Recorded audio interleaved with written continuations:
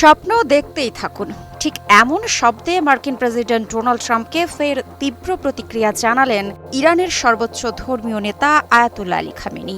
ট্রাম্পের দাবি, তিনি ইরানের পারমাণবিক শিল্পকে ধ্বংস করেছেন। কিন্তু খামেনির উত্তর একদম স্পষ্ট। আপনি কার অধিকার নিয়ে ঠিক করতে পারেন কোন দেশ পারমাণবিক শক্তি রাখবে? এই মন্তব্য তিনি করেছেন দেশের ক্রীড়াবিদ এবং আন্তর্জাতিক বিজ্ঞান অলিম্পিয়াডে পদকজয়ী তরুণদের সঙ্গে বৈঠকে।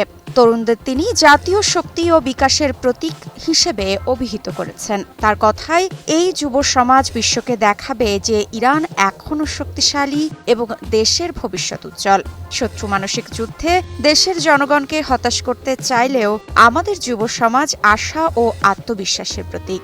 তাদের অর্জন শুধু দেশের নয়, আন্তর্জাতিক মঞ্চে ইরানের শক্তির প্রমাণ বলেও জানান খামেনি।